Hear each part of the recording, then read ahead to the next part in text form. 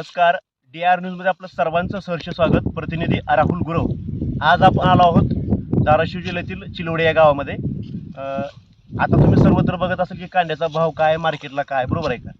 आपण डायरेक्ट शेतामधून हे बातमीपत्र करतोय. म्हणलं चिलवडीमधील शेतकरी आपल्यासोबत आहेत की कांद्या बाबतीत त्यांच्या प्रतिक्रिया किंवा कांद्याचा खर्च किती होतो, त्याची लागण काय असते, हे सविस्तर बातमीपत्र ऐकणं. त्यामुळे हे बातमीपत्र शेतकऱ्यांनी सर्वांनी बघावं आवर्जून. नाव सांगा. सुषमा रवींद्र जाधव, राहणार चिलवडी. किती एकर क्षेत्र आहे तुमचं हे? कांद्याचं? 1 एकर. कांद्याला कमीत कमी खर्च किती होतो मला सांगा?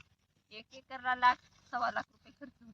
काय काय खर्च असतो कांद्यामध्ये? बी, पेरणी, हा. खुरपणे, फवारण्या, खत, हा पाण्याचं ते काय वेगळं झालं पण हा खत, फवारण्या, औषध खूप महाग आहे. आता तुम्ही काढाय चालू केलाय कांदा, मला कुठे नेणार कांदा? हे सोलापूर.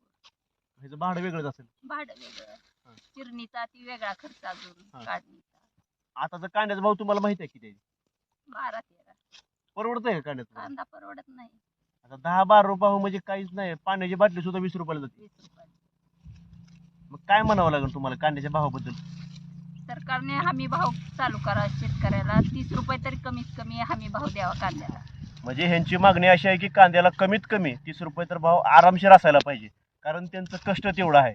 तुम्ही बघितलं असेल, आता ह्यांनी सांगितलं की कांद्याची लागण असेल, फवारणी असेल, औषध असतील, पुन्हा त्यांचं ते कांदा काढणं असेल, ते कापणं असेल, आणि नंतर पुन्हा ते कांदा ट्रान्सपोर्ट करणं, आणि नंतर भाव किती? 30 रुपये. 10 रुपये भाव आहे आता सध्या. 10-12. 10 रुपये 20 रुपये भावानं परवडते का शेतीला? नाही परवडत. गेल्या वर्षी किती भाव होता कांद्याला?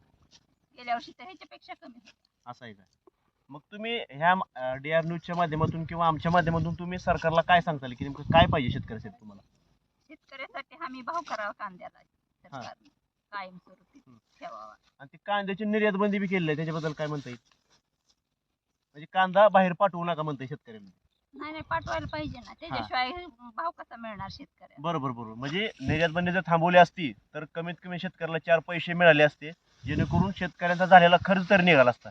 आता ह्याचं मला सांगा, तुम्ही मार्केटला गेल्यानंतर ह्या कांद्याचे पैसे येऊन किती येणार? ह्याचा तुमचा खर्च निघेल का? नाही निघणार. एवढा भाव म्हणल्यावर कुठला खर्च निघते? 30 रुपये, 25, 30, 35 रुपये असलं तर खर्च निघेल. बरोबर बरोबर.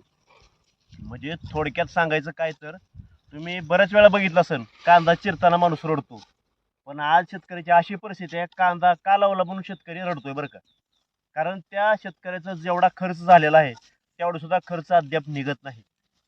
त्याच्यामुळे शेतकऱ्याच्या माध्यमातून मागणी एकच आहे सरकारला की कांद्याचा फिक्स भाव ठेवण्यात यावा, जेणेकरून शेतकऱ्याला 2 पैसे अशी वरची मिळाली पाहिजे. जर मला सांगा, कांदा असा लागवड करून कापून मार्केटला विकल्यानंतर सुद्धा त्यानं जेवढा खर्च केला तेवढा त्याच्यापेक्षा कमी जर पैसे मिळत असेल तर शेतकऱ्यांना शेती करायची कशी, हा मोठा प्रश्न आहे.